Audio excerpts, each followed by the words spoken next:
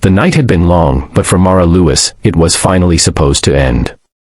The soft hum of the coolers echoed through the quiet convenience store, and the smell of coffee grounds lingered in the air. Outside, the world looked calm beneath the pale light of the setting sun. She was wiping down the counter, exhausted but content, ready to turn off the lights and lock up. But fate had other plans, the kind that can twist an ordinary night into something unforgettable. Because just as Mara reached for the key to close the register, the doorbell chimed, and 3 men walked in. Before she could greet them, she felt something cold, not from the air conditioning, but from their eyes. The tall one in front smirked, his boots thudding against the tiled floor. "We're not here to buy," he said with a grin that made her stomach twist. His 2 friends followed close behind, laughing under their breath, their shadows long across the floor. Mara's heart began to race. She glanced toward the clock, 10 minutes past closing. She was alone, or at least, she thought she was. If you believe kindness, courage, and standing up for what's right can still change the world, then please take a moment to like, comment, share, and subscribe to Kindness Corner. It helps stories like this reach more hearts. Mara tried to keep calm, her voice trembling as she said they were closed, but the men only stepped closer. The one with the leather jacket, his name tag read Kyle, laughed. "Closed?" he echoed mockingly. "We're just getting started." One of them leaned on the counter, pretending to study the candy bars, while the third, wearing a red flannel, moved closer toward the side aisle, blocking her exit. The air felt heavy, suffocating. She thought of her mother, who was home waiting, and how she always said, "You never know who walks into your life, some to hurt you, some to save you." Her trembling hands clutched the counter as Kyle leaned closer, his breath reeking of alcohol. "What's wrong, sweetheart?" "Nervous," he taunted. When she didn't answer, he grabbed the front of her red shirt, yanking her forward. The fabric tore near the collar with a sharp sound that broke her inside more than the cloth ever could. She gasped, stumbling back, trying to pull free, but his grip was tight. The other 2 burst into laughter, loud, mocking, cruel. "Guess we found some entertainment tonight," one sneered. Tears filled her eyes, but she fought them back. She couldn't give them that satisfaction. She tried to think, to reach for something, anything, but fear froze her in place.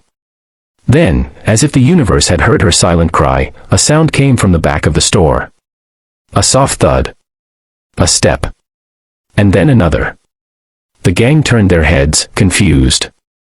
Mara followed their gaze, her breath catching when she saw 3 shadows emerging slowly from between the aisles. They moved with calm precision, heavy boots echoing against the clean tiles. The men who had been laughing just seconds ago fell silent. The leader of the group stepped forward into the light, a tall, rugged man in his late 40s, with a thick salt and pepper beard and tattoos crawling down his arms.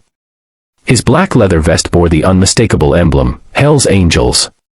The patch on his chest read, RL.CHLLS.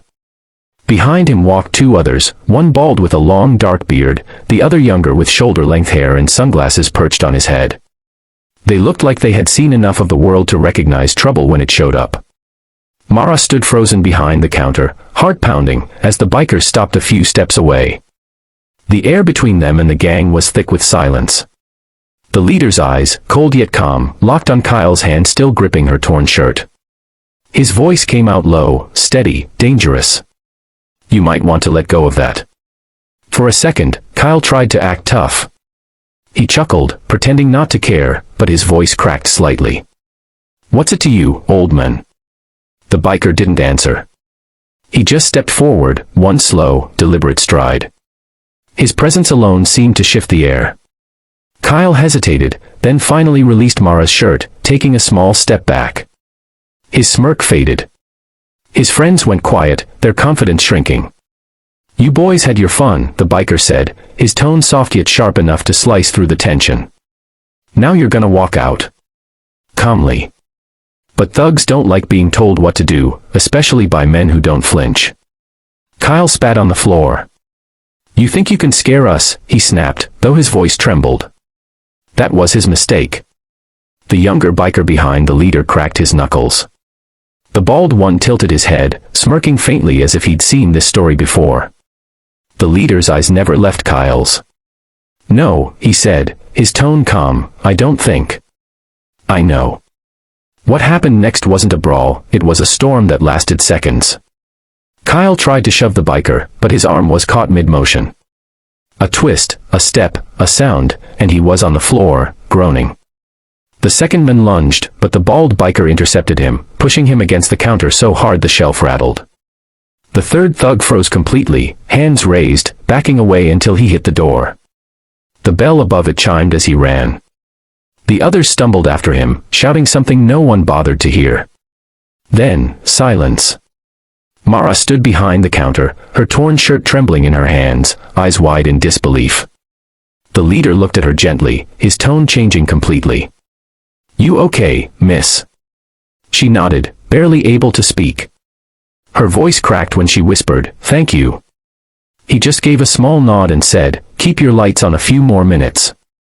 You're never as alone as you think." Then, without another word, the three bikers walked toward the door, their reflections flickering in the glass as they stepped into the sunlight. Mara stood still, feeling her heartbeat slow, tears slipping down her cheeks, not from fear this time, but from relief.